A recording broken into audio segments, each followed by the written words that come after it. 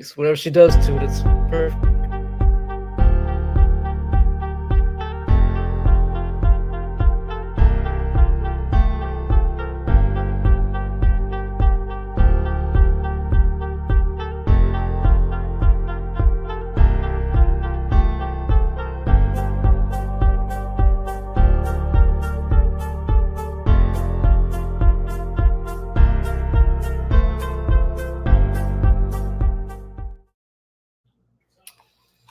All right, we're live. Welcome, everyone, to What's the Play?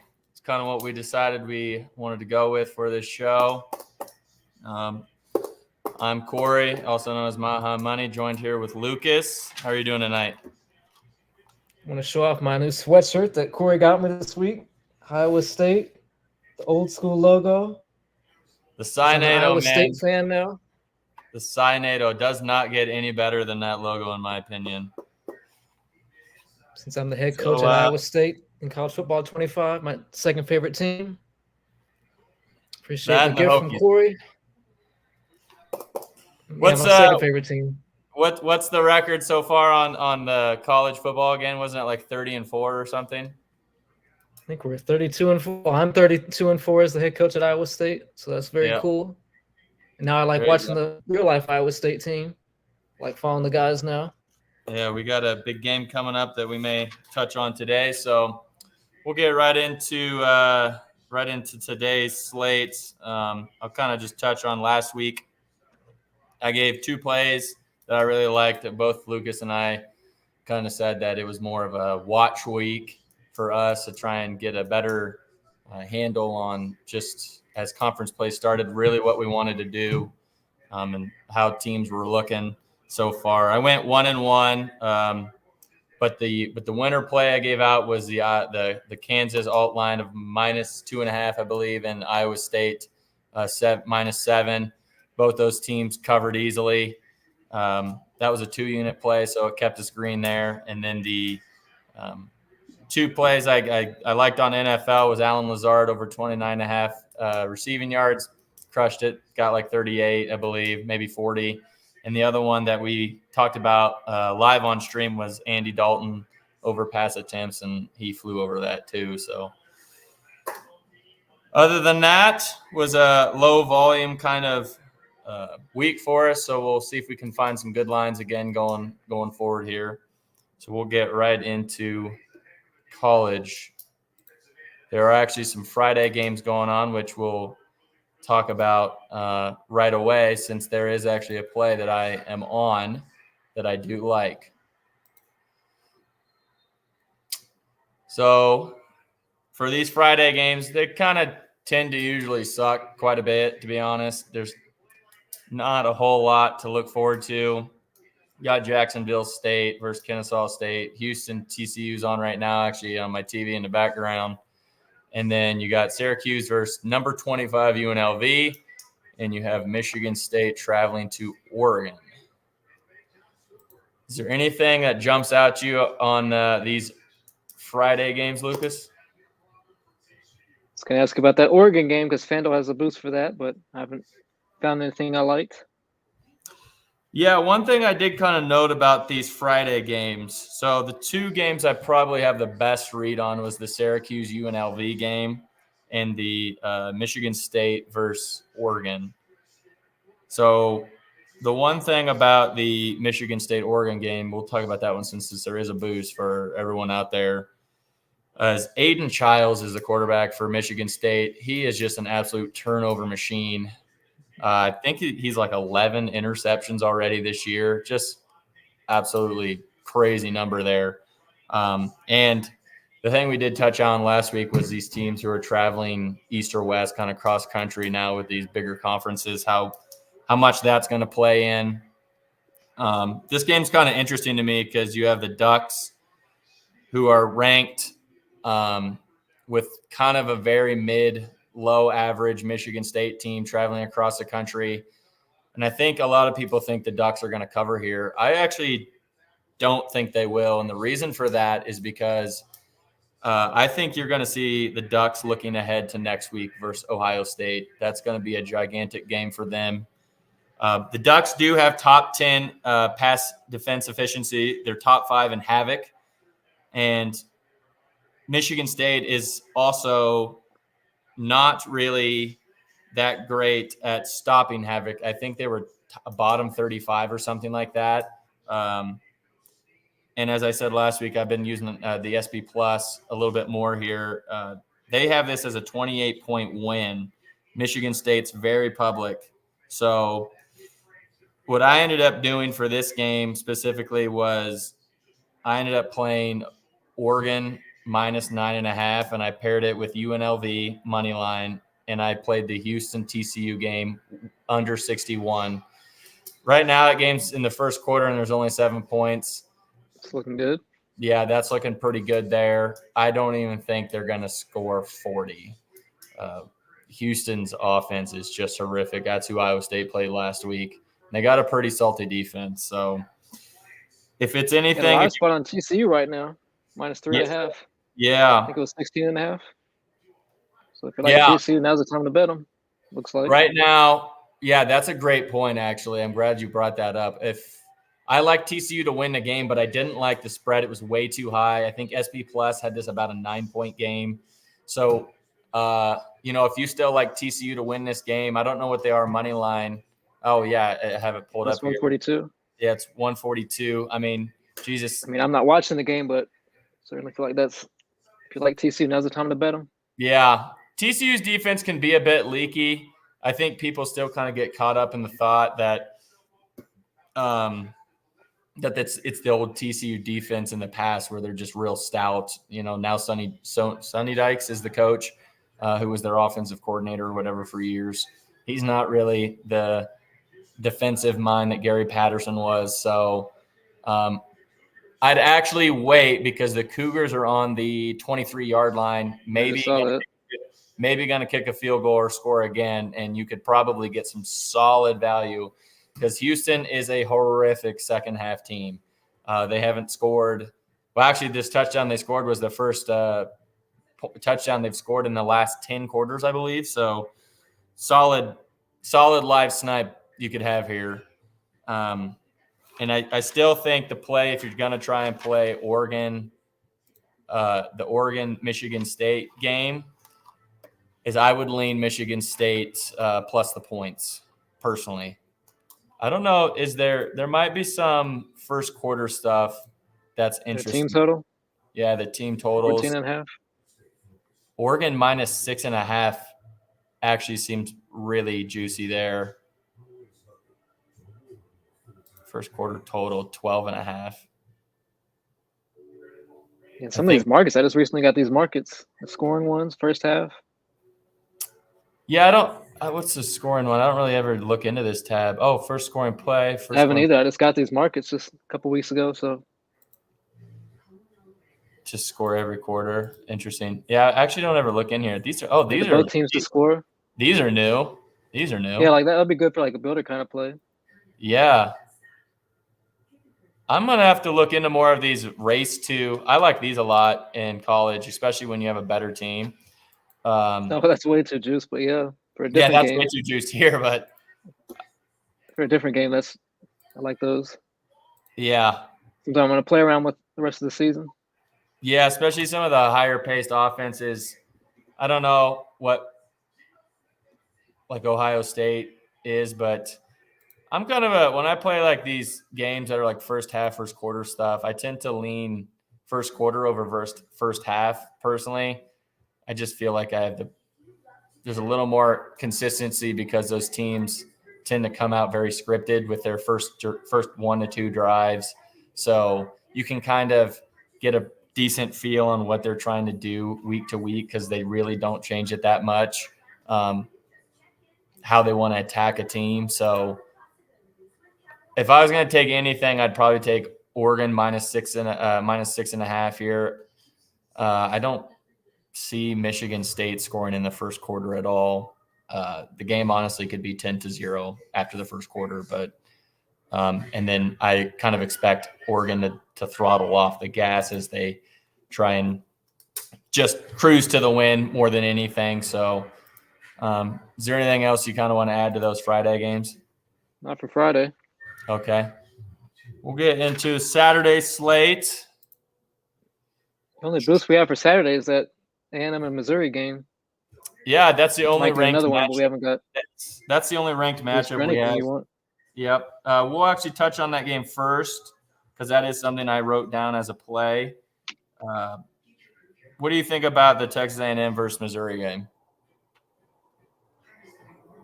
I don't know how you say it. Connor Weigman. I know he's fucking terrible. Yeah. He's a game-time decision. Yes. At this point, they played that freshman. Like they're gonna end up doing that. That's the one thing we've talked about that we don't really like about college is the fact that they don't have to really announce injuries like they do in the NFL.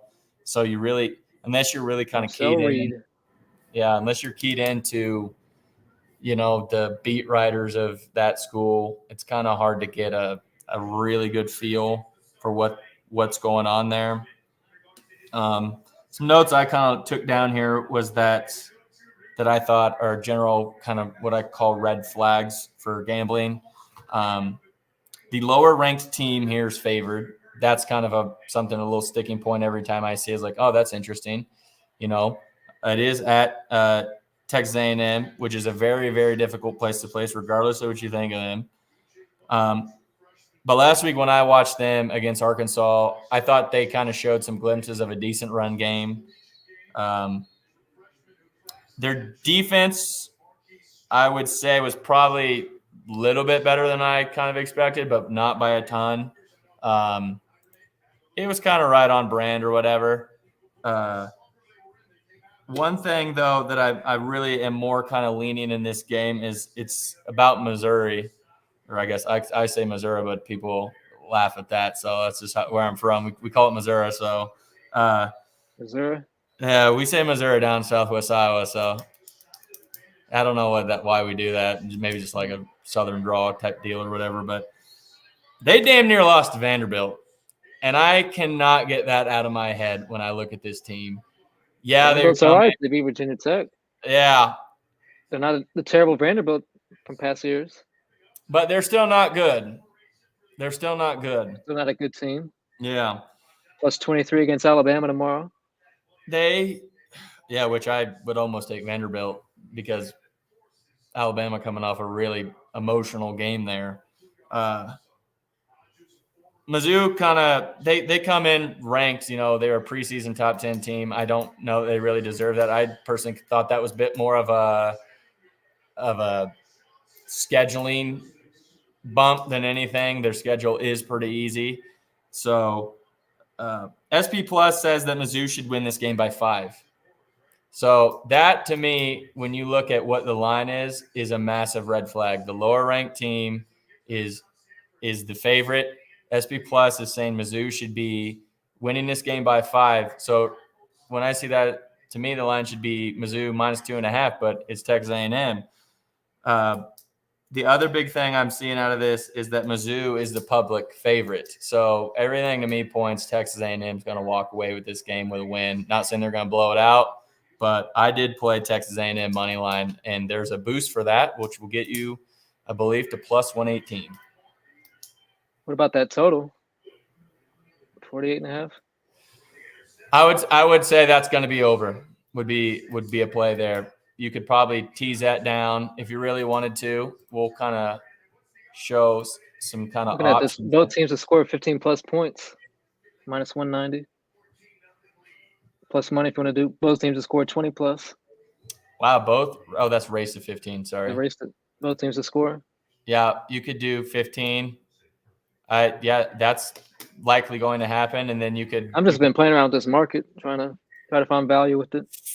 Nothing I've actually played. The only sad thing I see about this is it's not same game parlay optioned. Yeah. Which kind of sucks.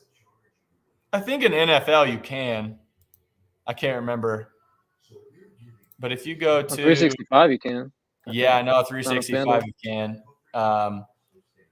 But I do because generally when you're talking something like this, you could probably do some type of alt spread of maybe where's like the plus? Here we go, like plus 7.5, and try and pair it with like an over. 40. What's that going to be? 20. Yeah. Maybe like 20 and a half. What's that get you? 139. Probably 42 and a half is also going to hit. That's 118. So, yeah, if you don't like Texas A&M money line, you could maybe do something like this, which would get you kind of close. To be safer, probably like the minus 39 or the 39 and a half over total. I don't know what that would get you with the boost, but it's going to be close to plus odds there, which wouldn't be too terrible.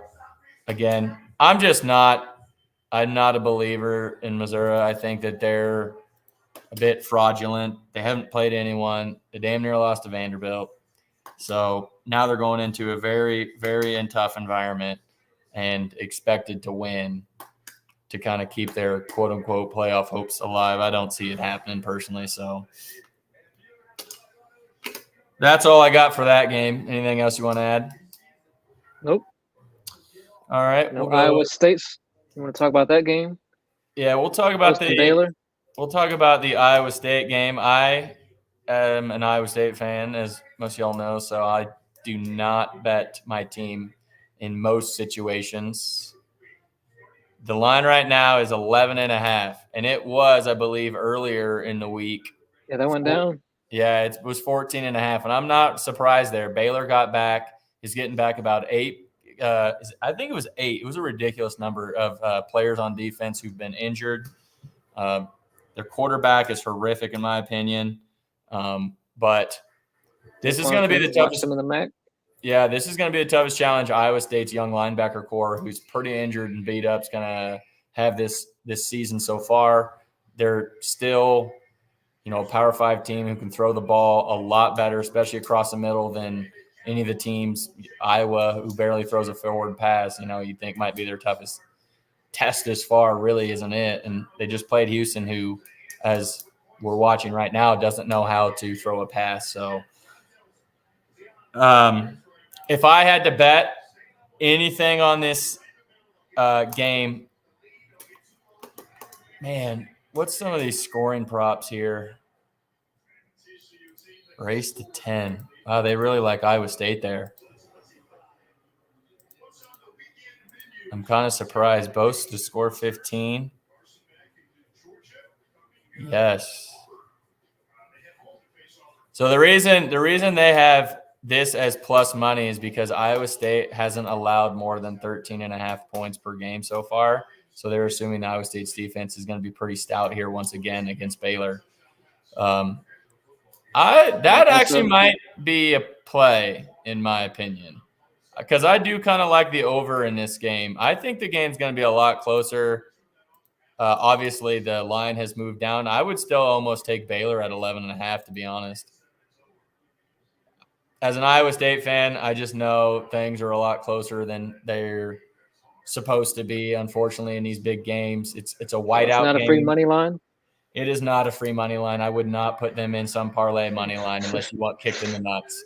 Well, I'm sure thinking about it since I'm an Iowa State fan now. Yeah, I actually got my Iowa State. Yeah, we both rocking the old logo here. I'm even got this is called Territorial Blue. Thank God they got rid of this fucking color. I hate it, but it's old school, so I do enjoy that. But if I was gonna play this game, it's Baylor or pass for me with the points. Take the points or pass. We'll move on here. So one play I have in for tomorrow that I'll go ahead and get on. I already said I was on Texas A&M money line. The other play, that's a later. We'll talk about some of these earlier games here still that I'm on. There's not a ton that are just kind of real winners here. I don't have a good indication on this Pittsburgh, North Carolina team. A lot of these ACC teams I just haven't watched enough of. I don't know anything about, unfortunately. One play, though, that I am on is a 3-leg parlay with Wisconsin money line versus Purdue, Ole Miss money line, and I played UCF plus 7.5. That's plus 107 on DraftKings. Just to kind of touch on some of these, the behind the why on some of this stuff is, we got some Iowa State love here in the chat. That's good State stuff. fans. Yes, let's go. So I did kind of write down some notes on the whys behind this. We'll start with Wisconsin money line. Have you watched much Big 12 yet this year, or 10? Sorry, not much. Yeah, it's Wisconsin and Alabama. Yeah, watched a handful of these games. Yeah. So Purdue is probably the worst Big 10 team in my opinion. Everyone obviously generally would think it's Rutgers, but they're undefeated right now, which is a bit mind blowing. Purdue only scored 10 last week versus Nebraska, who's a pretty decent team. I'm kind of high on them this year. But one thing that really stuck out to me is Purdue has allowed the most rush yards per game so far at 242 yards a game, which is unbelievable. And Wisconsin, while they're not the old Wisconsin old to run it down your throat, they're still middle of the pack, higher up at rushes per game. They're tend to trying to be a little bit cute, in my opinion, with this like weird spread offense they're trying to do. They're not doing it very well. But the play for Wisconsin is not so much that I think Wisconsin's good. It's just how bad I think Purdue is. The other thing, Ole Miss got mildly embarrassed, I would say, last week by losing to an unranked Kentucky team at home. Wasn't supposed to happen. Yeah, that was not supposed to happen. Had Ole Miss in a couple futures. Yeah, and they have playoff aspirations here. So definitely not over, though. Definitely not over. You're right. Especially with the SEC gonna get the benefit of the doubt, as most of us believe. But I think now they're going to South Carolina team who's not bad. They're pretty good, but I think Lane's gonna have Ole Miss cooking. They got to get right if they want playoff. If they want an at-large bid, because they're not going to win the SEC, but if they want an at-large bid, they have got to win this game. It's do or die time. If they lose, I don't think they're getting an at-large just because their schedule's too soft. They're not going to have any other marquee wins, really. So they've got to win this game. And then I topped it off with UCF. They got punked. Both you and I did not think they were going to lose that game last week to Colorado. Every metric that you and I talked about last week, pointed right to a massive UCF win. Colorado's never stopped the run versus anyone, and UCF was an absolute running machine, averaging like 300 yards on the ground, and Colorado come in and stopped them like it was nothing. I fucking bet, right? So they're going to go to a Florida team, which is they're all right. I don't think they're very great. They're middle of the pack SEC, maybe a little below. I think this is a great get-right spot for them. Gus Malzahn's going to go back to the bread and butter. KJ Jefferson runs, and I think they're going to try and get 300 yards on the ground, and I just think they're going to walk out of the swamp with a win. But I gave myself a little cushion with the plus 7.5 to try and I like that. Try and push out any weird fluky crap that may happen. I don't know if Florida considers that really truly a rivalry game or not, but UCF probably does. UCF absolutely does. I don't think Florida cares too much. Yeah. How many of those kids on UCF you think are a little bitter that they never got offers from Florida? Sure, a couple dozen. Couple dozen for sure, right? They're gonna walk in there with a big old chip on their shoulder, and they're gonna want to show Florida what they missed out on. So cue the hate there. The other kind of thing that I really think works in our favor here is that SP Plus has Florida as a 5-point winner on this game. So we're getting a little value there, not a lot, but we're getting a little value with the UCF line. What's it at right now? Was it minus 1.5, 2.5? Something like that. One or the other. I think it's been moving, but it has been moving. It actually opened. Florida was the favorite. Did I already pass it? It's not too late. Oh, it is 7:45 Eastern, I think. 5:45 Mountain Time. That's probably the best sports watching time. It's honestly. I right up there. I don't hate it. Here we go. So, yeah, UCF is now the favorite. I think it opened up Florida. Okay, that's changed. Yeah, I believe Florida opened up as a 2-point favorite or 2.5-point favorite, so it's gone the other way. But total went up too, I think. I think the last time I checked, Florida was still the heavy public favorite. So I do love fading the public. They don't know shit. The last is there anything I guess you want to add on the UCF game? I'll be watching. That's might be a fun live betting game. Yeah. If you have player props there, my God, just whatever the rushing props, yeah. Whatever the rushing line for KJ Jefferson is, take the over. Jefferson and Harvey over. Yeah, whatever the line is.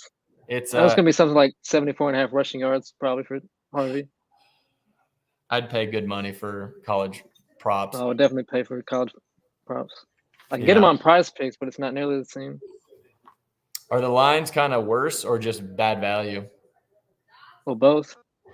Yeah. Which is you have to pair it with something. When I was back in Iowa a couple weeks ago, I didn't realize that they had player props, and I was just like completely overwhelmed. Didn't know what to do with myself. The college props are pretty weird. Yeah, I think. I don't think the experimented a little bit at the start of the season. It's just very different, I think. I don't think the books really know what to do because there's so much of it too. That's part of it. So, with these earlier games, there's not a whole lot left that I would like. I don't know. I kind of circled this game. I thought it was interesting. Penn State didn't cover last week as a heavy favorite, but the thing that kind of sticks out in my mind is that UCLA, again, is traveling all the way across the country to Happy Valley for this game. Technically, I'm a Penn State grad, so I can cheer on Penn State. I got my master's from there, so go. What do they say? I don't even know. RJ Harvey's at 115.5, so I guess never mind. Wow, that is really high. KJ's at 49.5 rushing. That's far too high for me. I've seen some terrible college football lines. That one seems a lot more accurate. Yeah. I think Ohio State blows the shit out of Iowa. Fuck Iowa. I hope they lose by 1 billion. I hope they don't even score a touchdown. No, I will say I hope they don't score even a field goal. 42-3. What do you think as a Virginia Tech fan, the -8.5 versus Stanford, traveling across the country? What's your thoughts? Originally planned to be at this game. Before they lost to Vanderbilt, I had plans to go to Palo Alto, California for an Atlantic Coast Conference game. Still don't know if Ashton Daniels is going to play or not. Might not find out till closer to kickoff. That's definitely significant. Yeah. Stanford starting quarterback. Virginia Tech, they most definitely should have beat Miami. Well, it depends who you ask if they should have beat Miami or not. How fucking bad were they robbed in that game? We don't have to talk about that game, but the ACC clearly had their minds made. It was a business decision. I understand that part. This kind of sucks if you're a Virginia Tech fan. I was watching that game. If that's Miami, if Miami catches that pass, obviously the ruling on the field would stand. Yeah, of course, right? Of course. I thought that was such bullshit. I was like, how are you not calling that a touchdown? And well, they did on the field, but yeah, so there was enough to overturn it. I didn't think so. If the roles were reversed, then the call would stand for Miami. Yeah, it stands, right? It stands if it's Miami because that's Miami. They're waiting for 5 or 6 minutes. I mean, if you have to review something for 5 minutes, there's probably not enough video evidence to overturn it. But yeah, Virginia Tech definitely played their best football game last week. That was the same Virginia Tech team that played Vanderbilt and Rutgers, who would have been 4-0 going into that game. Do you think that game's going to be a bit deflating? 2-3. Do you think that's going to be a bit deflating for them traveling to Stanford, like a bit of a quote-unquote hangover for them? From what I've heard from the team, it kind of seems like the opposite, but yeah, I've definitely been fooled already by this Hokies team. Yeah. Because the schedule is very manageable. Miami is our toughest game this year. We knew that going into the season. Right. Like we got Clemson at home, but other than that, our schedule is very manageable. We can Honestly, we could win out. Honestly, we could lose out too. But I think this is a big game for Virginia Tech. If they still have hopes of a conference title appearance, they need to go win this game. I don't think Stanford's that great, which I think is reflected in the line. Daniel's going to play or not? Yeah. Really, if that was known, I think the line would be higher, to be honest. You're probably looking at he's like still questionable. Yeah, it's probably what, 10.5 or something. It's probably a pass from me, but if I had to bet anything, it'd be I'd tease Virginia Tech down some and try and pair it with somebody who I really thought was going to win, like Indiana, minus 690, which is disgusting. Well, yeah, I'd take Tech money line. Yeah. Sure, Tech money line with somebody else. Yeah, that's true. Why screw around with the spread? Minus 285 isn't bad. You could probably do that in Indiana. What's that get you? That's 183. I thought it was gonna be better. Iowa State, Tennessee. I would not pair it with Iowa State, like I said. I know damn well that Clemson's not losing tomorrow. Oh, They're not beating Florida State. Yeah, no, they're not. Some other games I didn't bet on because I just don't know is Nebraska-Rutgers. Rutgers is undefeated currently, going into Lincoln for a Big Ten game that's going to be, I think, pretty good, to be honest. It will probably be a typical Big Ten matchup, kind of lower scoring. It's going to be gross, but this really probably will come down to whoever has the ball last. And I just don't see Nebraska losing this game at home. They still have a lot in front of them. Not that Rutgers doesn't, but I guess it's more about I would need to see Rutgers kind of prove themselves to me. They've been in the cellar for so long. It's kind of hard to not have a little bit of that bias going on when it comes to a team like that. Another game I'm going to be very interested in as a Big 12 fan is the West Virginia Mountaineers travel to Bedlam to take on Okie State in what I call the loser bowl. Both teams are just not good. Oh, I think I told you last week I was selling Oklahoma State. Yep. They're not getting Ollie Gordon going. I've kind of heard some rumblings that there might be some locker room issues going on with the losing that's happening. So, for me, I think West Virginia goes in and gets it done. The only real question I haven't seen, and that's kind of on me, I haven't looked it up, is if Alan Bowman is starting at quarterback for Oklahoma State. If he's starting, my God, I'd take West Virginia in a heartbeat. He's not good. He hasn't looked good all season, except for maybe one game. It's West Virginia as a lean to me or a pass on that game. You could, like I said, you could probably tease West Virginia up, probably pair it with Virginia Tech money line would be a decent little play there. We'll get to the last bet I have for college for the week, and then we'll move on to NFL. This might be actually my favorite play of the week. It's going to be just a nice little two-piece, and it'll be for those late night viewers. The game day is headed to Cal for the first time ever to take on Miami, Florida in an ACC matchup. Game day, I believe, is starting actually really late, too. They're not going to start at your typical 10. I think they start 10 Eastern or something like that. They're actually starting later in the day. That game doesn't see that. Yeah. That game doesn't start. That could be out there at 7 a.m. or 6 a.m. Yeah. That game. They've done that before. Start Washington later? Last year they're out there. No, I think they started like 6 a.m. when they were out at Washington last year. Yeah, normally they do. I know they've been at Wazoo and it's been dark when they started. Yeah. I can check it. Try to find it. Yeah. Maybe look that up as we're kind of going over this, but I swear that I saw that they're starting game day later for this game. That game doesn't even start until 7:30 Pacific 7:30 time. local. Yeah, local. So that's going to be, what is that? That'd be 10 o'clock, 10:30 Eastern time for Miami. That is a very late game. They're doing 6 a.m. tomorrow for game day. Oh, are they? Okay. Well, my mistake. 6 a.m. Pacific. My mistake. I went ahead and I'm taking Cal plus the points here. I think Cal wins outright. It might be worth a sprinkle.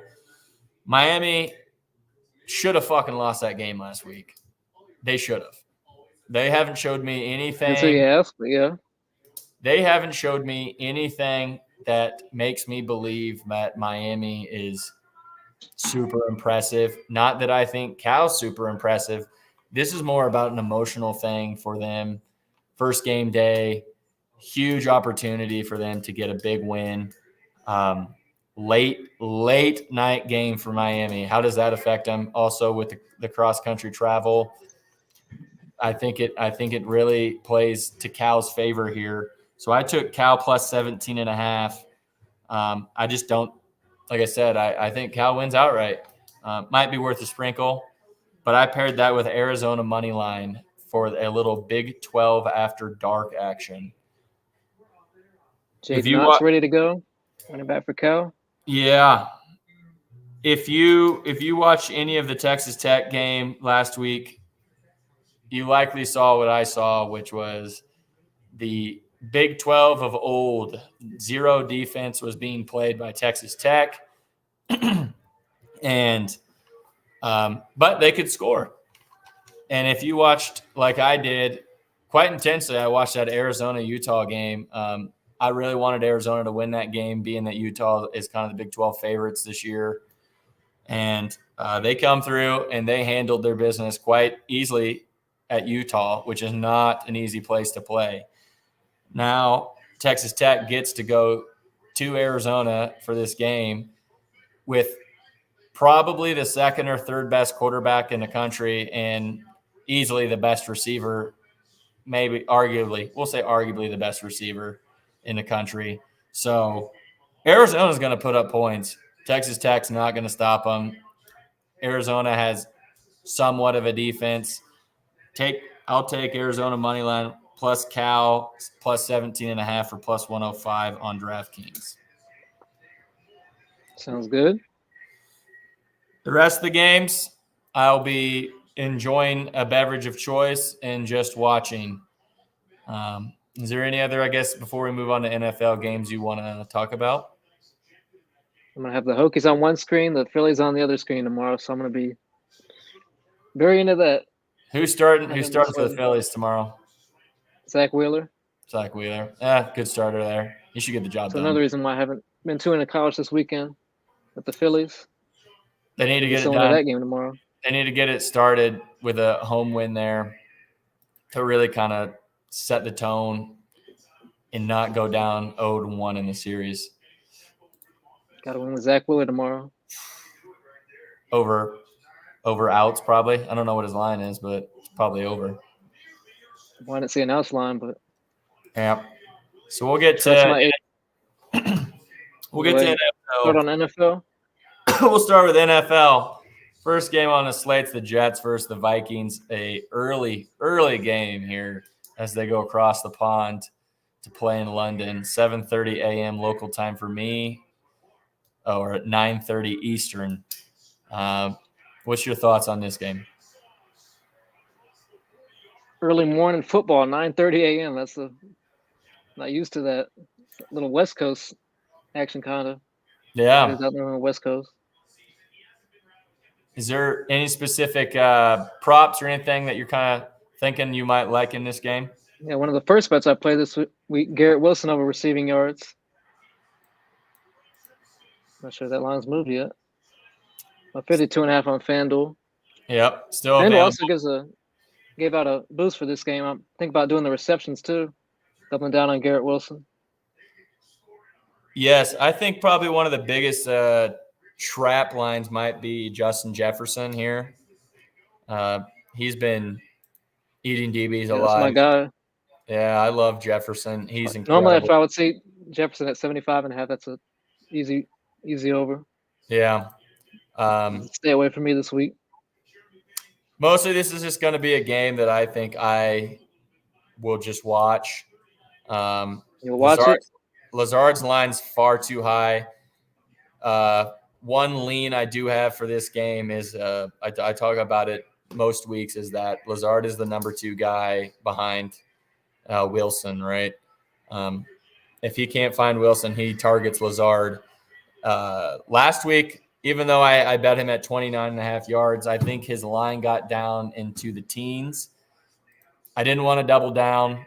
I should have, but that's probably a live spot that I'll look for is Lazard's live line. If he gets down 19 or lower, that's a hammer spot for me personally, unless for some reason they're just running the ball all over. They're not running on Minnesota like that. Yeah, I don't think they're going to do that. Got a pretty elite run defense. Yeah, I don't think that's going to be the move. I think they're going to have to pass the ball. Rodgers line's 225. Sam Darnold 217. That should tell you a lot right there. He's been crushing it, but he's going to go up against what you could say top five defense in the Jets. Sam Darnold revenge game. Sort of, yeah. So what's the pass attempts line? 33 and 29. Nothing really screaming at me there, but a couple spots, like we said. First half total dropped. Yeah. They like that under. Like we said, first spot, Garrett Wilson over receiving yards. I'm going to look for Alan Lazard in the teens for a live spot. You got to lean on who you think wins this game. Honestly, kind of like the Jets. I do too. I think the Jets come out on top. The Vikings are too hot right now, and that now you drag them across to London in an early game and hope that they're going to go, I believe, 5-0. I just don't think they get it done. So, do like that game. Under was 42.5, and I waited. Now it's moved down to 40. There in the first half, under 40.5 now. Still think it probably goes under, but I think we get a pretty gross game score-wise. Yeah. Thursday's game was elite. Thursday's game was elite. Mm-hmm. I will say. It was supposed to be. Yeah. We finally got a good Thursday night game, which was unbelievable. Thank God. We'll move on to the Ravens. He didn't be the Falcons running back. It was a pretty elite game. Yeah. We got the Ravens and the Bengals in the 11 o'clock Mountain Time kickoff. What's your thoughts? We've got 5 divisional games this week. I feel like that's more than most weeks. I usually try to stay away from divisional games just because something weird always happens. But I did have a play at Derrick Henry rushing yards, like 83.5. I feel like that's kind of like a trap line because it's definitely could be even higher than that. Yeah, so I think it was higher. I think it was 86.5. I keep going back on this game. I'll start by I think the Bengals win this game. I mean, they cannot go 1-4. They can't do it. I'm not saying it won't. It's not physically possible. It definitely is. But like you're saying, Derrick Henry line is so high. I feel like they're begging you to take the over, but the play probably is the under there. And it depends who you like in that game. Yeah, and given the fact that I like Cincinnati, I would like Jamar Chase yards. That's exactly where I was going to go, was that Jamar Chase over yards is probably something I might look at. I'm looking at that. His lines, I like to try and alt yeah, alt yards aren't even bad. His what? His alt yards aren't too juiced. You could alt line that. Jamar Chase. 40s, 520. I meant for 50 plus. Yeah, I mean, he's going to crush that. We're just playing at the 71.5. But it depends who you like in that game. And I generally try to stay away from divisional games. I just think there's too much on the line for the Bengals to not like them in some capacity. I would lean the Ravens. Yeah. I'm not a Lamar hater, but I just don't think he's. I think he might be. Yeah. How do you think Lamar stacks up to Burrow or Burrow to Lamar? I think Lamar's number 2 quarterback in the league. Mahomes number 1. Probably number 4. Mahomes obviously number 1. Then Lamar, Josh Allen, Burrow, probably in that order. It'll be. I really hope this turns out to be a good game. It's going to be a good game to watch, that's for sure. Yeah. 49.5 total. 48.5. Should be decent. So I do like my probably play here is Jamar Chase receiving yards, but again, that's based on the fact that I think the Bengals are going to win this game. The Ravens are a huge public favorite, so I like the Bengals probably even more because of that fact. We'll move on to the next. Bias. Yeah, of course, exactly. After Henry and Chase to score. Yep, Henry just crushed. Parlay. We'll move to the next game. Panthers, Bears. Is there anything on this game that sticks out to you? It's another Andy Dalton revenge game. It's funny how this works out. He starts over Bryce Young and he gets a few revenge games back to back. DJ Moore too. DJ Moore revenge game, but he said this year doesn't mean too much. Last year he had his revenge game. 215. That is so low. The attempts. What did he get last week? He had like 227, but he had 37 attempts or something. He went way over the attempts, but he went under yards actually. Where is that game? Which was a very strong lean that I wish I played and I did not play. His attempts line? Yeah, his attempts line last week. FanDuel doesn't have it. At least I've seen it elsewhere. I think 31 or 32.5. Yeah, it's not. That was a play I was going to ask you about the Dalton attempts. I would prefer the attempts over the yards, I would think. Yeah, you're right. They don't have his attempts up there. Let me check one thing quick to see. It's 32.5 on 365. Is it? Okay. The best. If you prefer attempts over the yards. Okay. The best line I see is 32.5 at minus 105. You can get that on BetMGM. So otherwise, DraftKings has it at minus 110. Caesars minus 117. Bet365 110. So I still think that's probably even at 32.5. That's probably. I mean, he had 40 last week. And he had 37 the week before. Yeah. So that's – what do you think about the Bears' defense, I guess? I mean, are they stout enough to even stop that?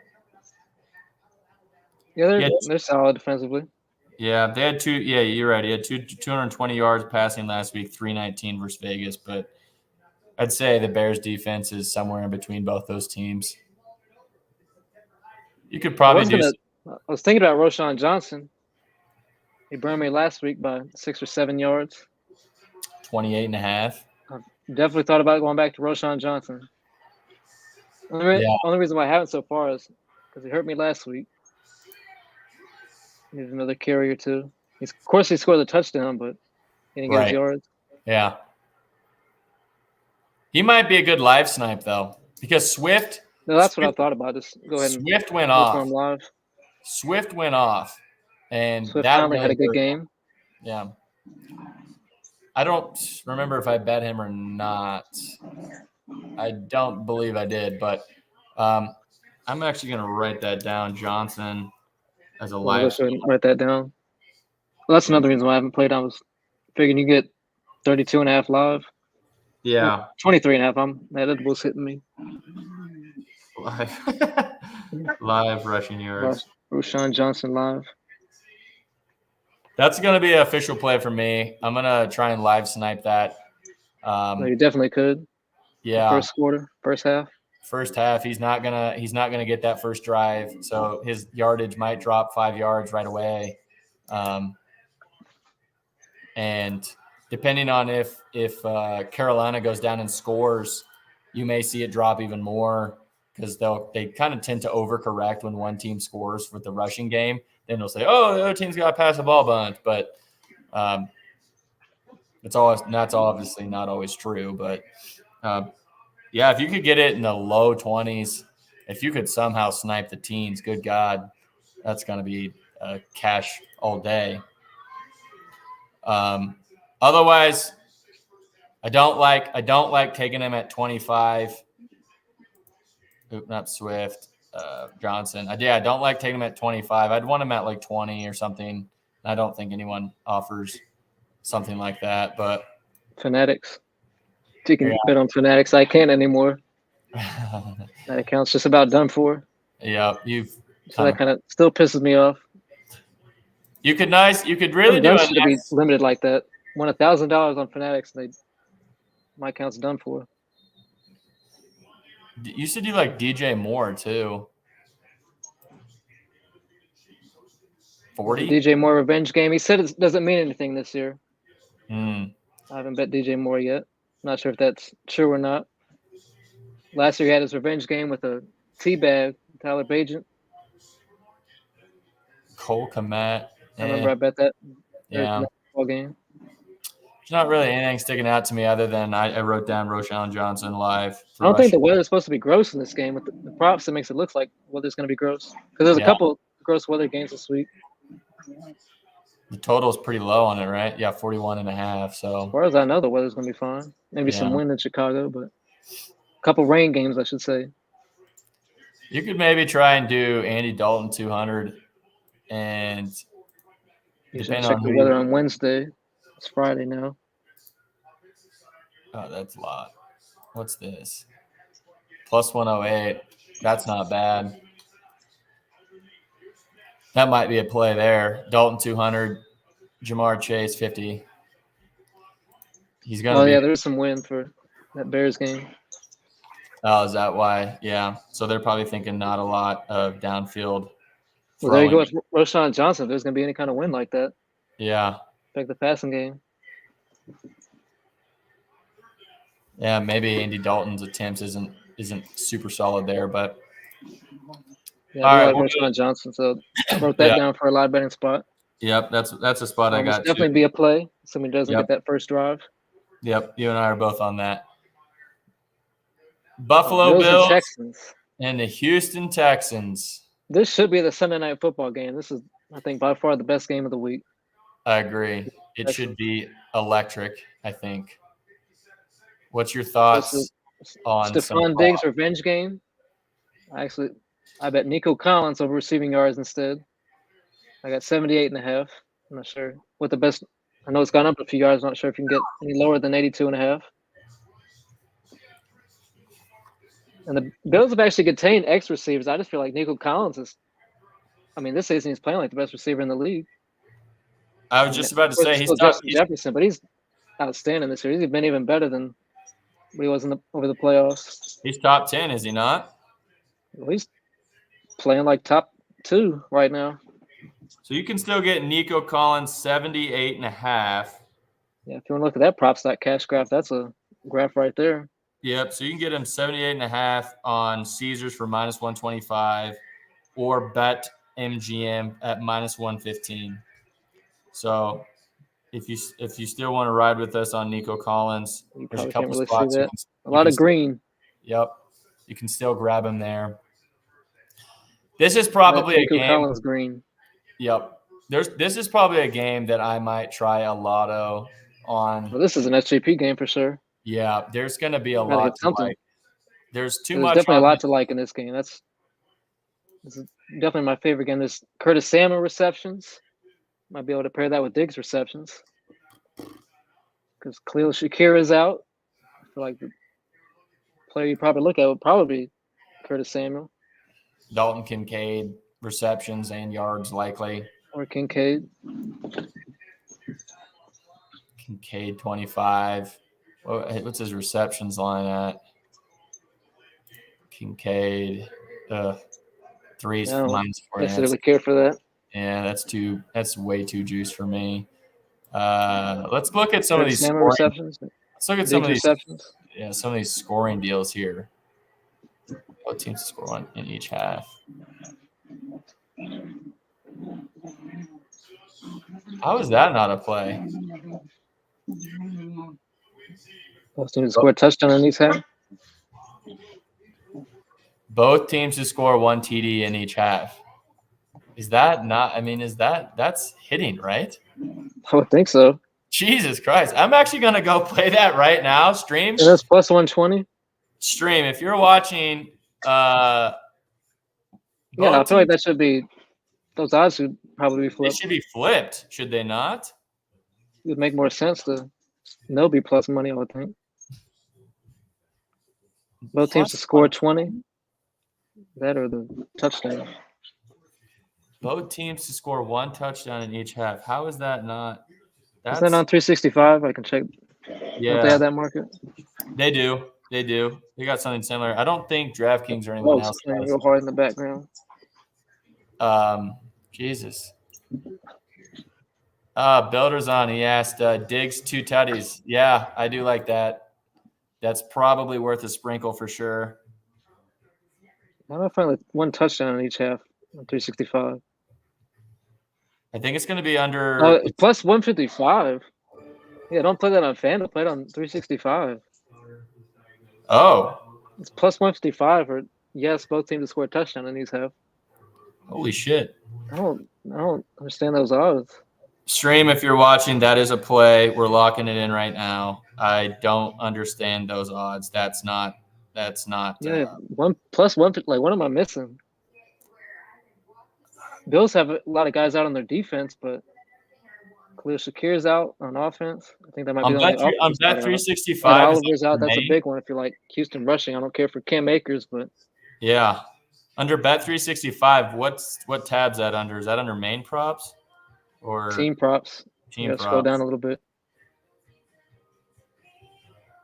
There it is. Yeah, if Cam Akers was good, he would have a huge game. 155. That's actually fucking unbelievable. Yeah, that's a 1-unit play I'm putting down there. If you don't have bet 365, it's obviously plus 120. Go ahead and log in there. Yeah. If you don't have bet 365, it's 120 on it's 155 on 365. So that absolutely should be the Sunday night game. Yeah, it's gonna be. There'll be scoring that occurs in that game. That's for sure. The only thing I want to check real quick for everyone else who's still kind of watching here is here we go. Is if each team to score 1 rushing. I don't think DraftKings has this market or not, unfortunately. Maybe it's under halves. Total points. Halves 1.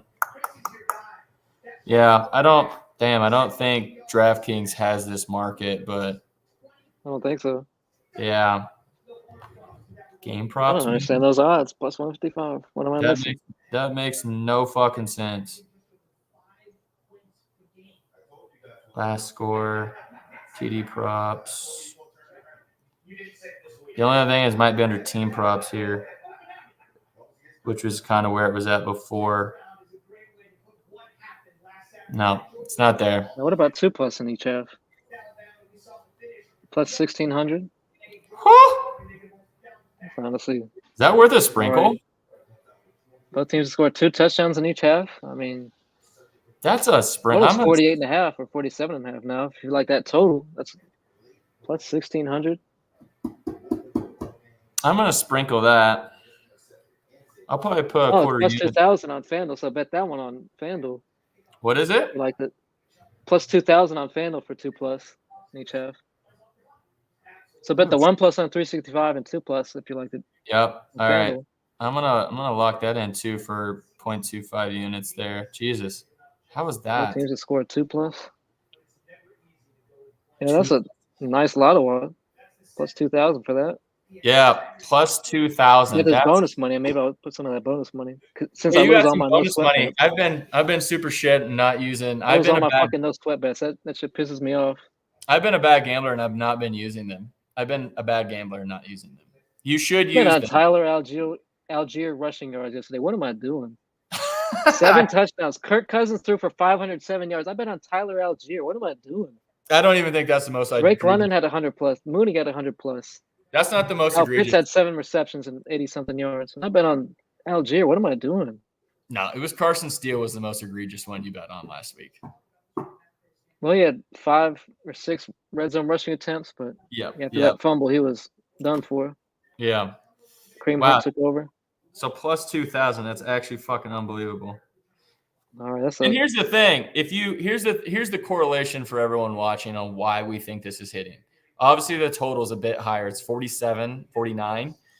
But what I'm looking at when I see this, both teams to score 20 points, it's about even, which tells you that they think that both teams are going to score 20 points. It's very likely. Well, you're not getting to 20 points without scoring, quite a few, 3 touchdowns. So obviously you're going to have to score at least 3, most likely. So asking them to score twice each, it's not a lot, but hey, the real lock there is the 1 touchdown in each half. I just don't see how that fucking misses. What a find there. Glad we were going through some of these random. Yeah, forget to go through some of these markets. Yeah, there's so much. There's so much here that it's really hard both teams to score. The team rushing props up like that this year. 365. Yeah, I wish another book would offer that. So if you're not familiar, Bet365 has team totals for rushing yards. Those have been. I don't know if I've lost any of those this year. I'm like 5-0 betting those. I just need to do those. We didn't lose any last year either. If I remember right. I'm honestly probably 8-0, and I've barely bet that market. Yeah, should honestly bet rushing more. Yards. Well, I really should. I should write that down too. Should have been on Tyler Algier or Carson Steele. See, I kind of wondered if they wouldn't be in here somewhere in these game specials, but now they don't have anything. I don't think they have it. Just 365 in Caesars. Yeah. Like that Caesars. Texans over rushing. That line was just a little bit higher than I wanted. I didn't know Caesars they got both their D tackles out. Bills do. Okay. Missing Ed Oliver, that's a huge loss. But yeah, if Cam Akers was good, he would go way over that 47.5. If Cam Akers is just average. Does they have his rush attempts, Cam Akers? Not here. Oh, no. No, just Allen and Cook. Man, if the Bills had a running game without Joe Mixon. Well, there you go. If you like the narrative, Stephon Diggs, here's young the narrative guy. I'm actually not on Diggs. I'm on Nico Collins. Yeah. All right, dogs. All right. Over here, Frey and Hookie. I think we've thoroughly covered that game. Found actually 2 great plays. Might make an SGP for that game. Yeah. With this bonus money. Combine some of those Collins, Diggs, Curtis Samuel. I guess before we move on, who do you like winning that game? I like the Texans. I do too. I like them a lot there. TCU's getting shit on apparently. Are they? I haven't checked the score. Take a break, check that score. So hopefully you did not bet TCU if you like TCU. That's why I don't bet 24-6 at halftime. Houston over TCU. Jesus. That's why I don't bet games I'm not watching. That's a good rule I have for myself. That is correct. Do not bet a game if I'm not watching it live. Colts, Jaguars. Anything you want to discuss in this game? Yeah, that's a weather game. It's looking pretty gross in Jacksonville on Sunday. So I'm keeping a close eye on that. If it's going to be sunny, then definitely Brian Thomas receiving yards. That's a very popular play. I've seen a few people on that on Twitter. I was scrolling on Twitter earlier today. There's not even any Colts. Brian Thomas over 53.5. Yeah, they don't even have alts. Don't have any Colts player props on. But I am looking at Trevor Lawrence unders if the weather really is that gross. The way it's looking right now for Sunday. Either Lawrence under attempts or ETN over attempts. So I'm going to keep a closer eye on this game, the weather. Because I love the weather games whenever there's some kind of wind that really affects the props. I love it when we get to December. We got those rain and snow games. There's always some good spots for unders, but people hate unders. But unfortunately, sorry, unders cash as well. It's just a fact. Keep a close eye on this weather. If we see Sunday morning, it's just absolutely gross, and definitely Lawrence under passing attempts or ETN over attempts. Well, there you go. You get the prop.cash up. Yep, we got prop.cash up here. And actually, you can see he's gone under that line the last 4. The thing is, the Colts defense has been so bad, but of course they play in a dome, so that's easy for Justin Fields to throw 330 yards or whatever he had. Yeah. So, but even a team like Miami, you think that who isn't great defensively, he would have had way better stats against, I think that game was so weird. What is he, 0-9 dating back to last year or something like that? Yeah, it's not like a 9-game losing streak or something. Yeah, it's bad. He's not good. Jaguars division winner last year. Yeah. I think it was looking so good for so long, and it collapsed.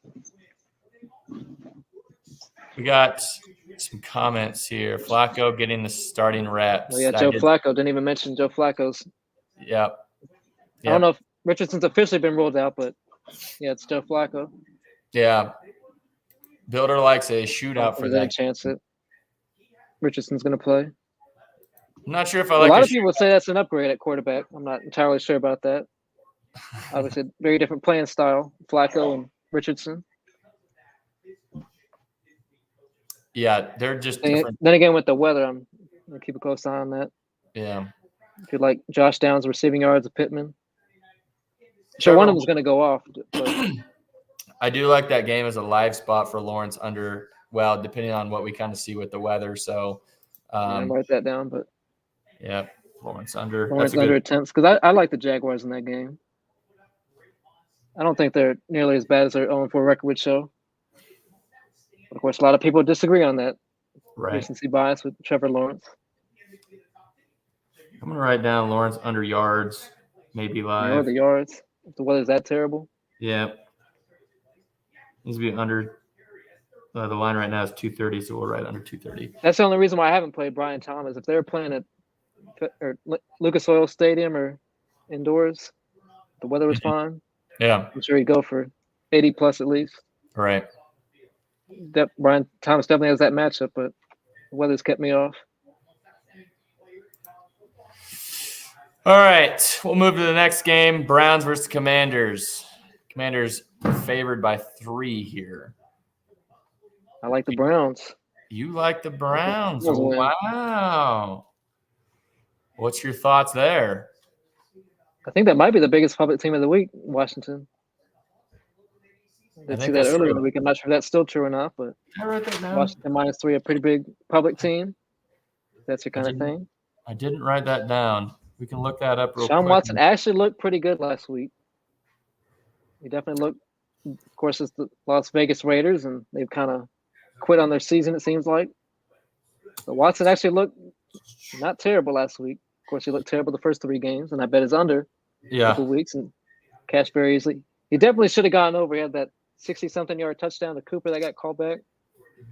The long-ass touchdown. Yep. So he should have got way over his line. He had like 180 yards. I don't know if there's a better site for this, but I just used Pickett to kind of look up this would obviously. Jaden Daniels has gone down so much. His yards. 3.5 passing yards, yeah. See, that's a line I wanted, but I was a little too late on that line. Wow. Yeah, that was like 215 a couple days ago.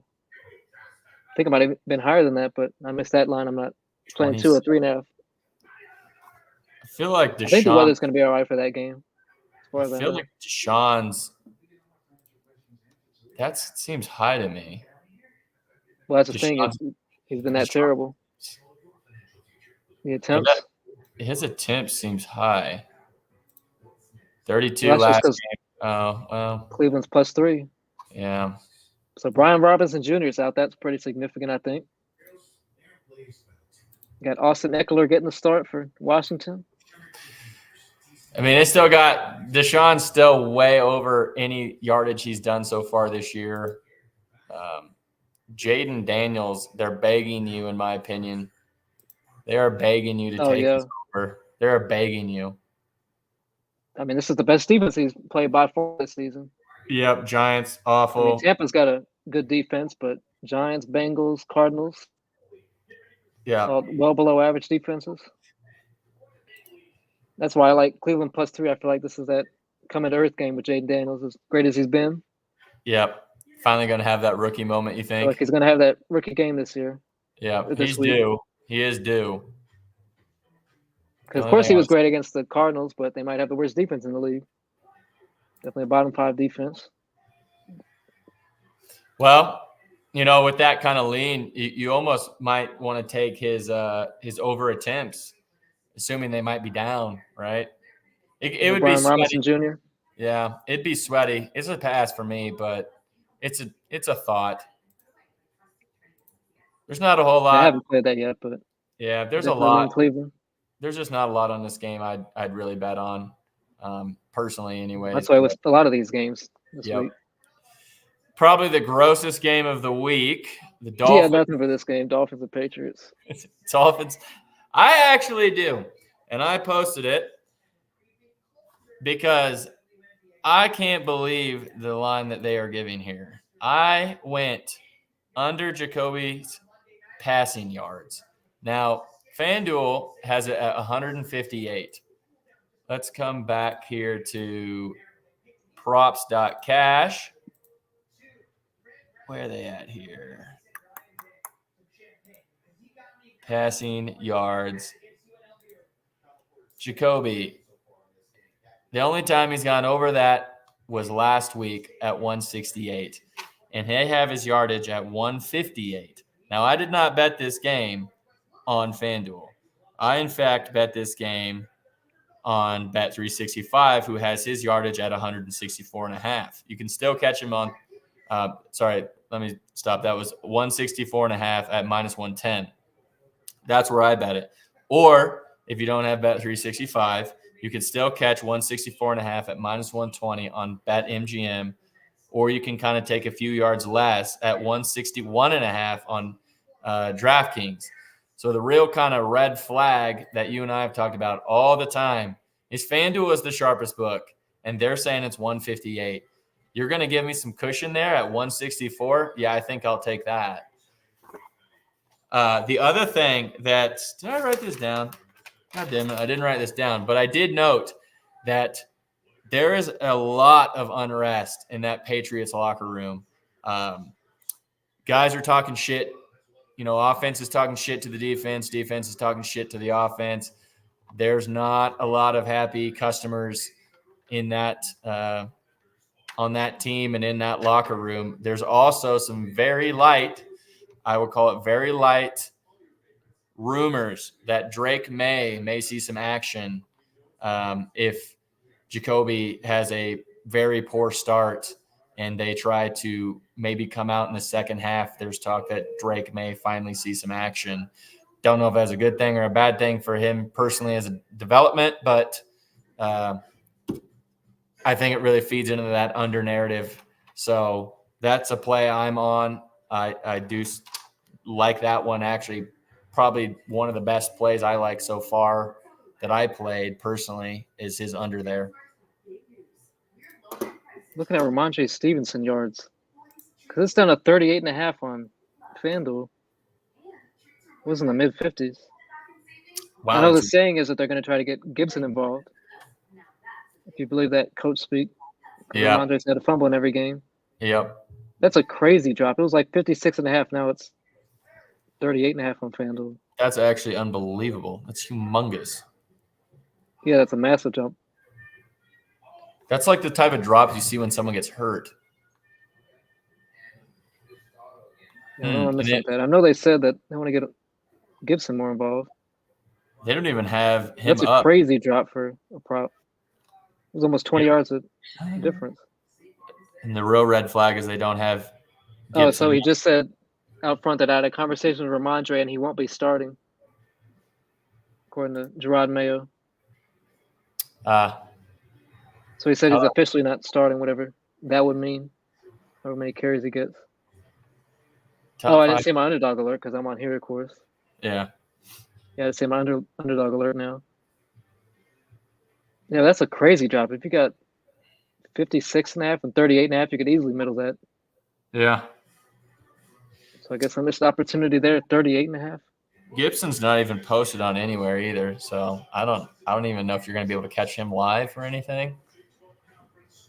Man, if you bet Ramondre under, it'd be great right now. God, you'd be fucking drowning in. Let's see if somebody else get that lineup. Probably not. No, yeah, DraftKings has his all overs. They don't have. You can't bet his under. Those clowns at DraftKings. Yeah. And I also do like that first half under 17.5. I've thought about that, but that's just kind of forcing a play just because that game's disgusting. The total? First half under 17.5. Jesus. I mean, I don't know how that loses, but that's forcing it. Yeah, you'd have to. I mean, that's thinking that one team kicks two touchdowns or whatever. Like, yeah, I just don't. Do they have the team totals? Here we go. I'm just going to write Antonio Gibson down. Since he's officially starting, we kind of figured that, but when the coach actually says it on a Friday, I feel like that's somewhat significant instead of just guessing on Sunday. Here we go. Points. That's what I wanted to look at. They think Patriots are going to score 10. Well, yeah, it's going to be gross. I don't see how they score 18. Oh, actually, they think under. Someone's listening to me. Yeah, I was going to say, shit. I got a DraftKings employee in the Discord, but I don't know about FanDuel. They don't give a shit. FanDuel, you listen to us right now? Get off stream. How do they score 18 points? That's honestly might be the easiest play of the entire Sunday. I don't know if I'm going to bet it. It's kind of hard. That's a really low total. Might be. Yeah, that's so low, but how do they score 18? All it takes is a pick six and you're fucked. Well, there you go. It's a bit high risk, but it does. Tyler Huntley was very bad last week. Yeah. Monday night against the Titans. Yeah. So that's not even Brissett's fault. The offensive line is just so bad. Yeah. Yeah, we can move to a much better game than this. All right, next game, Cardinals-Niners. Anything that's eyeing you here? Did you skip a game? No. Oh, yeah, we do have some bye weeks this week. Shorter slate. Yeah. Eagles are on a bye. That's another reason why I don't have too many plays like I normally would. A few teams on a bye this week. So, Niners and the Cardinals, they're begging you to take the Cardinals here with that line, in my opinion. I'm not sure. There's a lot I like about this game. Fred Warner potentially still hurt. Everyone under the sun for the Niners is still hurt. I just don't know what you're going to get with them. They're still fucking playing amazingly, even with all the injuries that they have. For me, this game's a pass, personally. Probably Marvin Harris. If Warner doesn't play, which I think he's questionable at the moment, then I feel like Marvin Harris is probably a play. I also would like Greg Dortch there because isn't he kind of their main slot guy? Yeah. He's up in every single play. Yeah. He would be the go-to guy there. He's so fucking fast. Warner wouldn't be in the middle playing that crazy good coverage that he does. With receptions. Yep. So depends. I'm probably this game's probably just a total pass for me in general, but I will be watching the divisional game. Yeah, it's probably a total pass for me, but I will be watching it anyways because Brock Purdy, obviously QB, my boy. So, but if Warner's out, I might try and live snipe Dortch for something, probably yards for sure. Because is he kind of, an interesting thought? I think that Chili Bets guy was kind of the first one to do it, but is he not like one of those like negative correlation guys where he may have like go off for like 50 yards, but only have like 2 receptions or something? He's kind of the other way. He gets those 3 and 4 yard receptions. Okay. I couldn't remember if he gets more targets or not.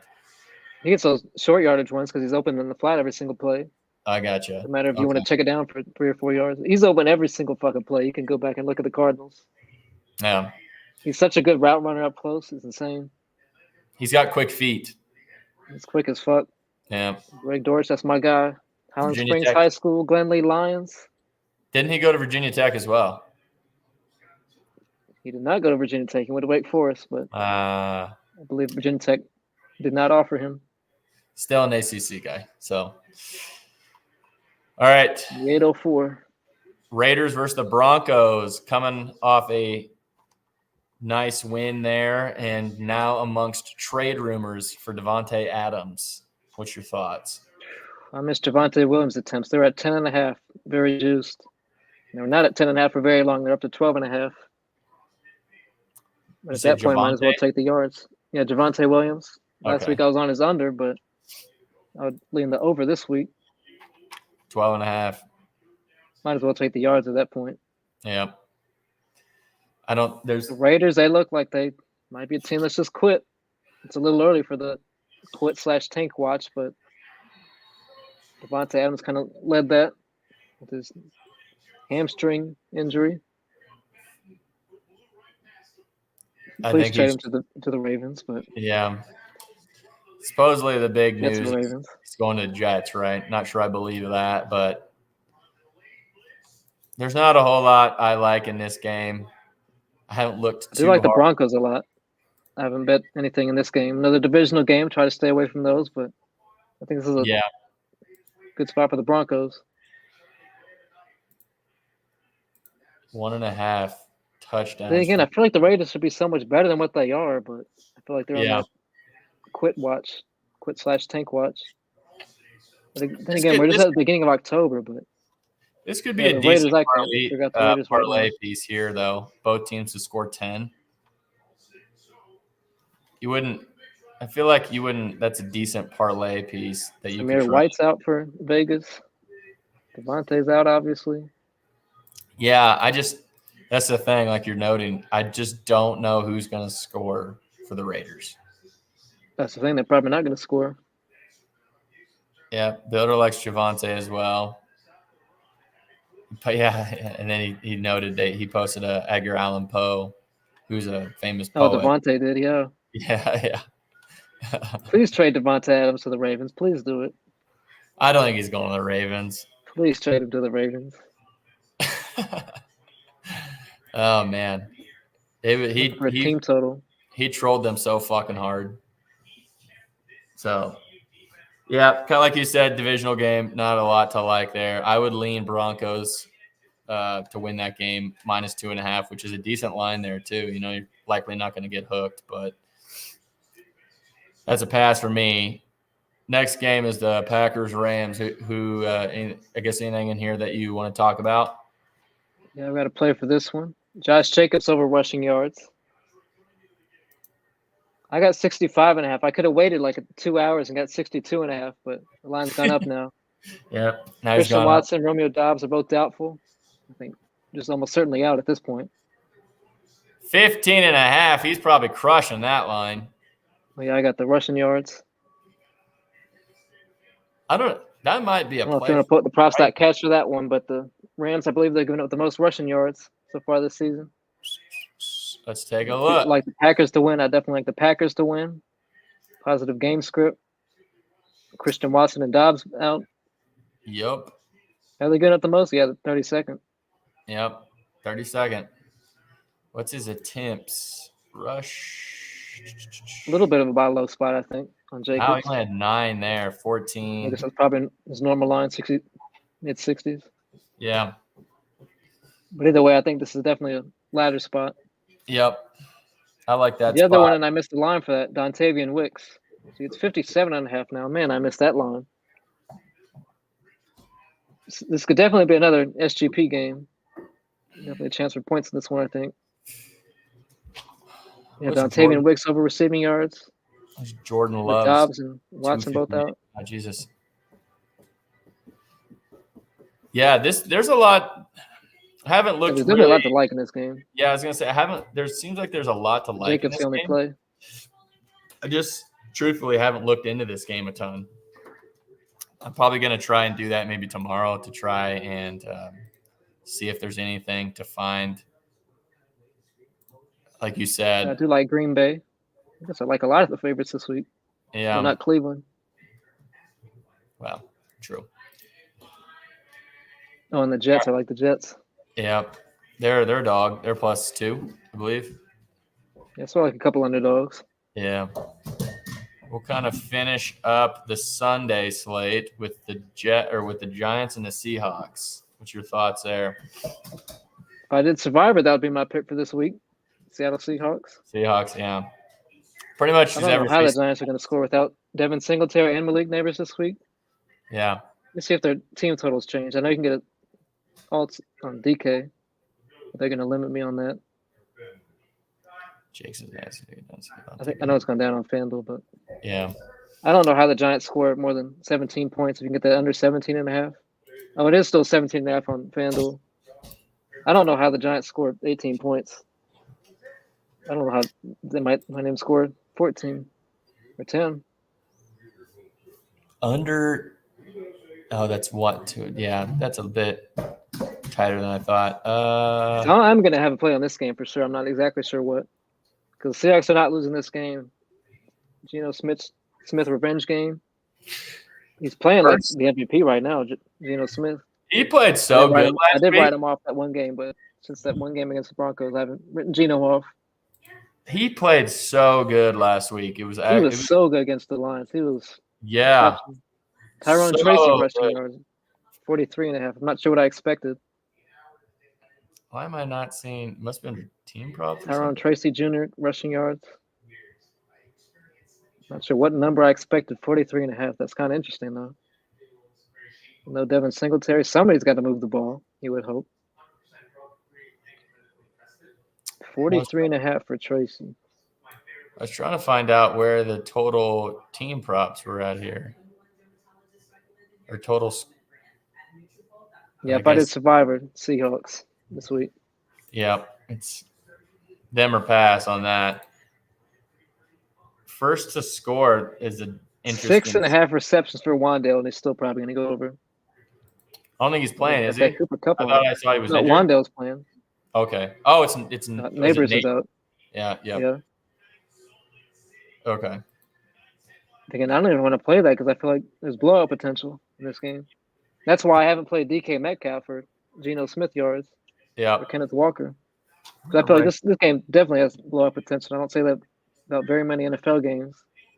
By blowout, I mean like 3 touchdowns, but well in control that you can rest Kenneth Walker. Like his rush attempts, if he was obviously healthy, I feel like that'd be a smash spot, but they might be up by so much they can kind of rest him, give Charbonnet the work. Yeah. Same thing with DK Metcalf. Because I just don't know how the Giants are going to score in this game. Right. Well, and that's why. If Neighbors was fun, I would play DK Metcalf. That's why I think they have to throw to Metcalf. Or that's why I was with looking Walker. at. Yeah, that's why I was looking at this thing. Seahawks -1. First. You wouldn't want to play that straight, really, but my God, you could find some easy juicer to pair that with, right? It wouldn't be a same game parlay piece, but there's so many of those other games you could find something to easily play that with, like a -600 something. I'm definitely gonna play for this game. Something with Seahawks money line or an alt spread. Yep, I actually with the Giants team total under. Yep, or both. I might do both. Well, both would be good too. Yeah. Giants team total under. How are they scoring 18 points without Singletary and Neighbors? Where are you seeing that at? Their team total. Well, it's under popular. Or SGP. Seahawks total points, Giants team total 24. Giants total. Yeah, How do they score 18 points? They don't, most likely. I reckon they're not scoring 18. Or just have a play with Seahawks money line. Yeah. All right. With a first half full time. Late game. Sunday Night Football. Your fraudulent Dallas Cowboys take on the Pittsburgh Steelers. Let's see if I can check the weather for that game. There's some rain expected for that game, which makes me like the Steelers. Oh, maybe not. No weather? No, a straight shower or thunderstorm, but let's see. I think Justin Fields. Oh, no, there's a chance in the evening. So that might be a delayed start. Sunday Night Football game. Could be a late night. What do they for got? Storms in the evening. So maybe when they play, maybe the weather's going to be fine, but always check the weather. A few days out, sometimes the weather changes, but yeah, keep a close eye on that for props, I would think. Yeah, so something I kind of suggest, and I don't know about you, is I don't really like to lock anything in for the Sunday Night Football game until Sunday, unless there's just like a straight that's really sticking out to me, but generally there's not. Plus, I like to wait for the boost that they've been given. Oh, we're going to get a boost for that, yeah. Yeah, so I like to wait. Probably it's gonna involve some type of well, I think a lot of what I'll do kind of hinges on the weather, to be honest. Like the two plays I like, but it depends on the weather.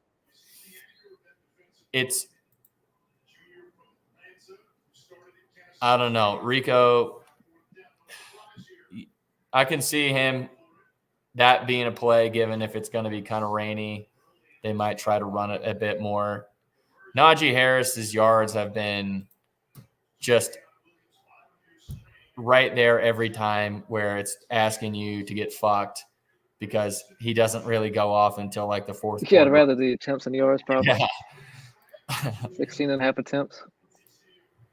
Yeah, 16 and a half. Like, I feel like I think that I like the Steelers in this game, which is yet another favorite. I agree. Micah Parsons is out. The weather's a factor that definitely favors Pittsburgh. The play is definitely Pittsburgh in some couple reasons. So, Justin Fields. We have Justin Fields rushing. So the rain would definitely help Pittsburgh quite a bit. Yep. They're going to be the more physical team. They're going to run the ball right down your throat. Maybe that's why the line has moved another point. 2.5 now. I'm curious if we go. I might open at a pick 'em, but 2.5 now. Curious if we go over to. First quarter stats. That's something I need to be doing. First quarter parlays. I haven't made a first quarter parlay yet, but. So that's a bit interesting. What's Justin Fields at first quarter? He's gone under quite a bit. 2024. Rico. He's about split. Najee. Boy, I'd almost take Najee's under 113. They're minus 113 at 14.5 yards. Justin Fields, I wouldn't take. That's asking to get screwed. 8.5 for Rico. I guess really the thing it could be a little safer is if you did Najee Harris first quarter rushing and receiving is 18.5. Rushing and receiving. Oh, wow. That's an interesting spot there. I like that. The only thing you'd really want to look up, I guess, is if there's a way you'd have to really get into how many times are they targeting him in the first quarter, passing wise? Once. generally getting 1 yard or 1 target in the first quarter. And a lot of those times he's not catching the ball. So really you're kind of gaining four extra yards. That's not a bad play there. Depends on what you feel. I mean, again, the weather dependent for me on that. I'll probably write that down. And as we get closer, double check the weather. And if it looks shitty, I'll probably, even if it's not shitty, that's probably something I'll play. If it is shitty, then I think they're going to be feeding Najee a bit more. Under 18.5 first quarter.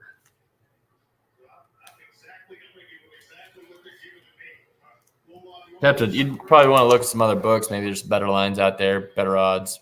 But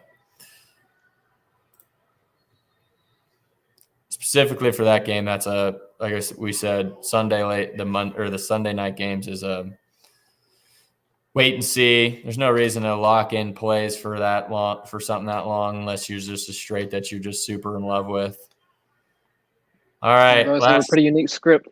Sunday night games. Yeah. Last game of the week, we have the New Orleans Saints traveling to Kansas City. I was going to worry about this game on Monday because there's nothing that pops out to me.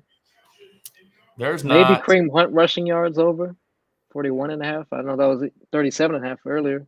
I missed that. 41, yeah. I'm thinking I was just going to worry about this game on Monday. Figure it out. Yeah, there's not. Again, these later games are hard for me to kind of cap on here because I kind of wait. And again, there's going to be a boost for the Monday night game, so and a no sweat. So yeah, there's just nothing that pops out. Not as people might be on Travis Kelce with Rashee Rice out, but I don't know. I might lean Kareem Hunt. You like his over? I'd probably play Kareem Hunt over Travis Kelce.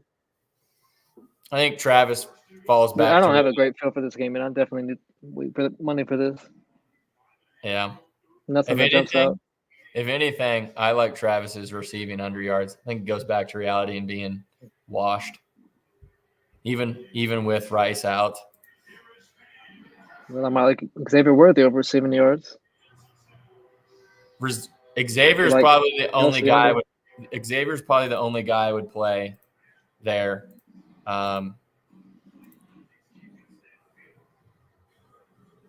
Maybe Xavier Worthy. A strong lean, but definitely not going to play that yet.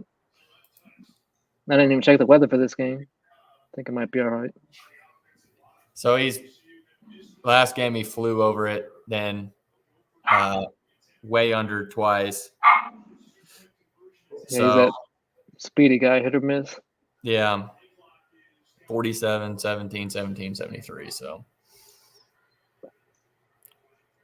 yeah. Obviously Rice was out last week, so it's obviously only one data point. And I feel like the Chiefs will win that game. Maybe they don't cover, but Chiefs money line. Something crazy is going to happen in the last few minutes of that game. Right.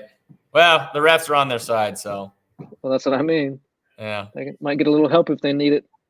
They generally do. You need a holding call. 2 minutes to go. Yeah. And Andy Reid pass interference. Slips him a hundo in the back pocket. Hey, we need a pass interference call here. So they're going to Chiefs money line Kareem Hunt rushing yards. Yeah. They'll be, like we said, this game in particular and the Sunday night, I'd wait. But these games I'm waiting for. They'll be boost. And generally I don't like to get too cute on those games. I just try and put like a 3-piece or maybe a 4-piece together to try and,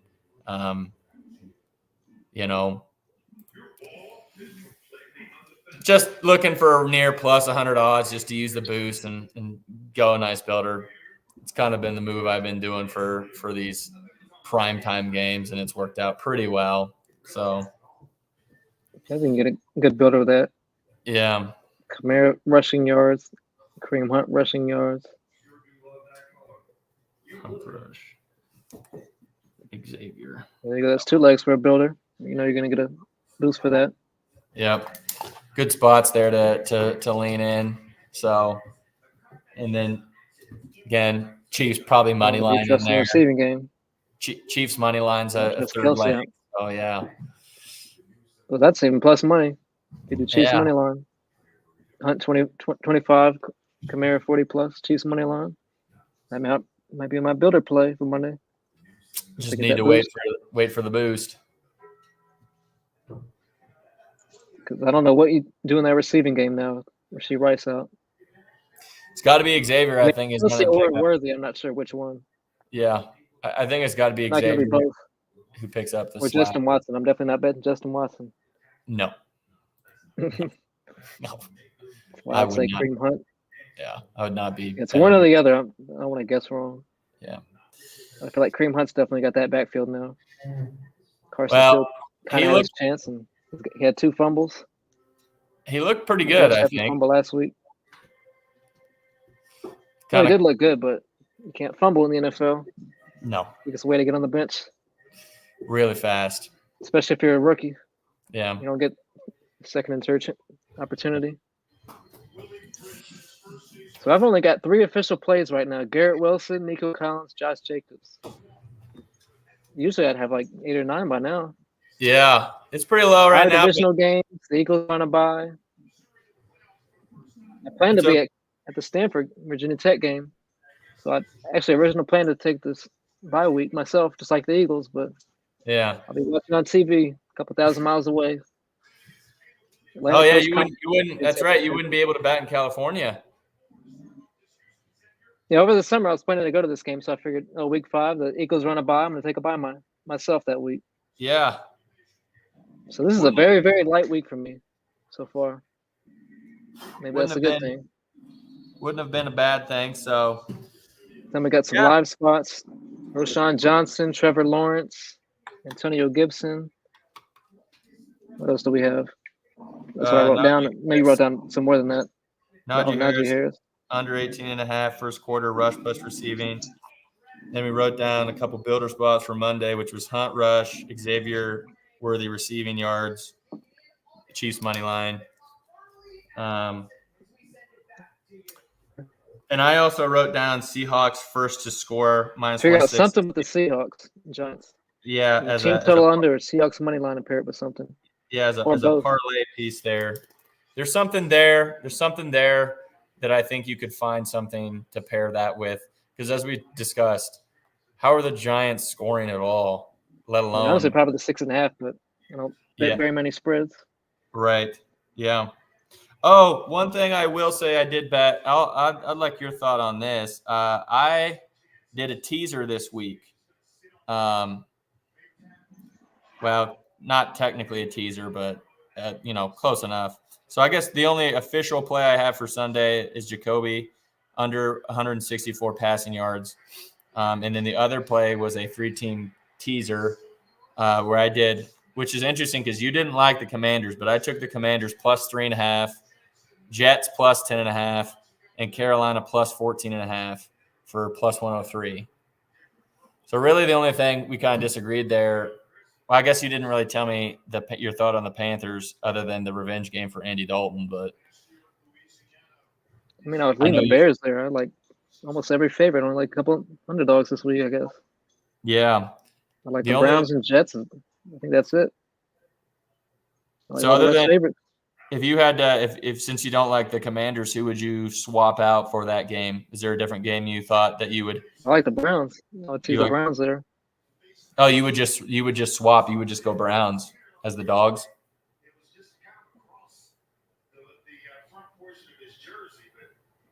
Do Browns, Jets, someone else. Yeah, those two. But I do like those 3 team teasers. Yeah, those are very profitable for me. Of course, DraftKings doesn't limit me because they're extremely minus EV. That's something you did a lot. That's something you did a lot last year. And then you waited. I can't do too much on DraftKings. They limit me to $6 on parlays and shit. Yeah. You could probably try it on a different book, though. Fanatics too now. What? You could probably try it on a different book. I know DraftKings has the best NFL teaser odds, and FanDuel has the best college football teaser odds. Yeah. A little bit different. Yeah. As far as I know, it might be Caesars or whatever, but yeah, I'm fine with -120 for a teaser because I've hit so many of those. Yeah. On DraftKings. I didn't have it. It wasn't. 10-point teaser. That wasn't technically a true teaser, but it's close enough. Outspread it. Yeah. So, all right. I don't have anything Normally, else. I would have more plays in this. This looks like a light week for me overall. Well, that's okay. You know, it's a quality over quantity, right? Quality over quantity. The season has definitely not started out how I wanted. Need a good Sunday. Yeah. Man, I wasted. Yes, I've been thinking about that all day. I wasted a 7-touchdown game and a 500-yard game from Kirk Cousins. I didn't actually. So many things we could have done in that game. I did not expect 500 yards from Kirk Cousins. Not at all. So many things he could have done in that game, and I bet on Tyler Algier. Like, I'm also surprised. I've been thinking about that all day. I'm also surprised Kirk won. Primetime Kirk is the most unclutched. Well, the Bucs should not have lost that game. They most definitely had that game. I'm not sure if that was before your bedtime or not. Yeah. Well, I tried to stay up, but I missed the overtime. I definitely fell asleep. So you're muted. What happened? There we go. Can't unmute. It says your mic. There you go. I'm good now. So, all right. Well, I don't have anything else unless you do. Now, right now, we got some live spots. Hopefully, it's a good week. Rebound from last Sunday. Yep. I don't even think last Sunday was bad, but Monday and Thursday. Monday and Thursday, yeah. We really need to smack a lot of. Maybe that's what we'll try and think of next week is we'll try and craft something like a 2-team or like a 2-piece, 3-piece lotto or something to try and maybe use bonus money or something on. Yeah. Last time we crafted up something. Was it a 4-team anytime touchdown play or was it a 2-team? I can't even remember now. Last year, you know what I'm talking about? Sure. I don't remember, but yeah, maybe next week I think we'll try and do that. We'll try and add in like some type of lotto piece or whatever, because generally you and I play at least a few during the Sunday games. There might be something in there that we can try and come in with some notes ahead of time to try and say like, oh, I like this as a touchdown anytime TD or something. So, but there's definitely some pieces I like. Yeah. Get in the lab, take my edible, and click the other thing. The last thing I'll say that I suggested to you earlier in the week was that this isn't the week to do it because you don't have a lot of straights already. But maybe next week when there's more stuff that you like was to try and take like your 4 best straights that you liked and kind of maybe do some alt lines on them if you can, and then just parlay those. It's good. What am I doing? This is shit I should be doing every week. Yeah. Yeah. I mean, your straights are always like dead on, and it's never like you fucking complete whiff. So that's what I did with NBA. Because I only bet unders in NBA was I just take like top 5 of the plays that I liked, pretty much maybe max them out or something or close to, and then just put them together. And it was always like plus 1,000, plus 2,000 or something like that. So it's a thought, not for this week. Yeah, not for this week, given not necessarily this week. Yeah. So. Oh, but we did add that play, the Bills and Texans to score a touchdown in each half. I didn't write it down. Yes, that's right. Yeah, if you're catching this late, both teams to score a touchdown in the first half. So plus 155 on Bet365 or plus 120 on FanDuel. So plus 2,000 is allowed for 2+. Yep. Definitely not impossible. Not at all. So I got 4 official plays for Sunday so far. Yeah. Some more live spots. Might have a teaser. Teaser potential. Yep, you'll probably need to look more into that, see what you kind of like there. So honestly, not the best slate ever, but hopefully a good Sunday. The next week we can come back and get a little lotto going. Sometimes the gross slates are the best slates. So, all right, everyone.